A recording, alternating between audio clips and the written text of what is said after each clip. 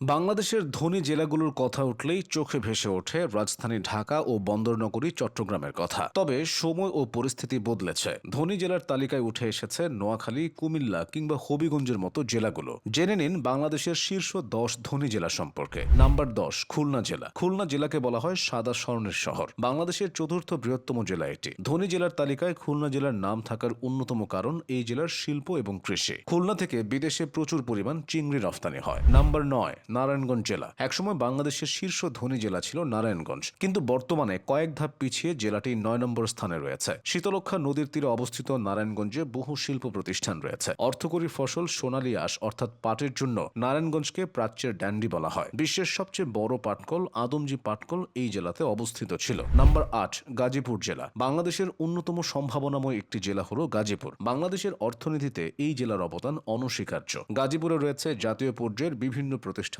সদর দফতর, 2টি ক্যান্টনমেন্ট ও দেশের একমাত্র হাইটেক পার্ক সহ বহু সংখ্যক সরকারি, স্বায়ত্তশাসিত, বেসরকারি প্রতিষ্ঠান এবং ক্ষুদ্র ও মাঝারি ও ভারী শিল্প কারখানা এই জেলায় অবস্থিত। এছাড়াও দেশের তৈরি পোশাক শিল্পের বিরাট অংশ গাজীপুর কেন্দ্রিক। নাম্বার 7, মানিকগঞ্জ জেলা। ধনী জেলার তালিকায় এই জেলার নাম আসার অন্যতম কারণ এর শক্তিশালী অর্থনীতি। মানিকগঞ্জের বেশিরভাগ মানুষ ব্যবসার সাথে জড়িত। মানিকগঞ্জে মোট 166টি বড় হাট বাজার রয়েছে। এগুলোকে কেন্দ্র করে মানিকগঞ্জের অর্থনীতি সমৃদ্ধ হয়েছে। নাম্বার 6, হবিগঞ্জ জেলা। সিলেটের অন্যতম একটি জেলা হবিগঞ্জ। হবিগঞ্জের অর্থনীতি মূলত কৃষি নির্ভর। চা, ধান, গম, আলু ও মাছ এই জেলার অন্যতম কৃষিজ পণ্য। তাছাড়া শিল্প ও বাণিজ্যের উপরও বেশ নির্ভরশীল হবিগঞ্জের অর্থনীতি। হবিগঞ্জের মানুষের মাথাপিছু আয় $3,490। নাম্বার 5, কুমিল্লা জেলা। মেঘনা, গোমতী কিংবা তিতাস নদীর মতো প্রধান নদীর তীরবর্তী এই জেলার অর্থনীতি মূলত কৃষির উপর নির্ভরশীল। তবে ব্যবসা ও খনিজ সম্পদের দিক দিয়েও কুমিল্লা অনেক এগিয়ে। নাম্বার 4, চট্টগ্রাম জেলা। বন্দরনগরী ও বাণিজ্যিক রাজধানী হিসেবে পরিচিত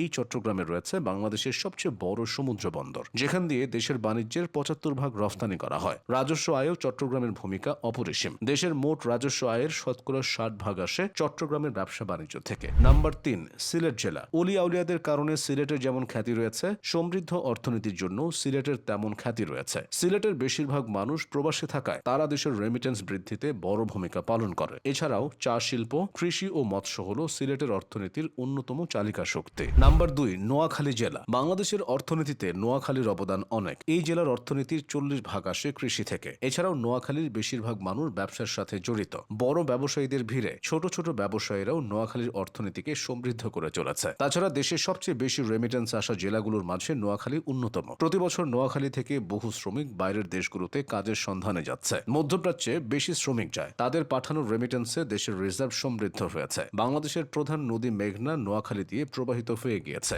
নাম্বার 1, ঢাকা জেলা। সেই প্রাচীন আমল থেকেই ঢাকার গুরুত্ব অনেক বেশি। বিভিন্ন সময় বিভিন্ন শাসকের রাজধানী হিসেবে ব্যবহৃত হয়েছে ঢাকা। সেই মোঘল আমল থেকেই ঢাকা বাণিজ্যের অন্যতম কেন্দ্রবিন্দু। বর্তমানে ঢাকা বাংলাদেশের প্রধান বাণিজ্যিক কেন্দ্র। দেশের অনেক বড় বড় শিল্প কারখানা, ব্যাংক, গুরুত্বপূর্ণ অফিস ও আদালত এই জেলাতে অবস্থিত। তবুও জেলাটিতে দারিদ্র্যের হার 34%। এর কারণ এই জেলার বেশিরভাগ সম্পদ অল্প কিছু মানুষের হাতে সীমাবদ্ধ। এই ছিল বাংলাদেশের শীর্ষ 10 ধনী জেলা।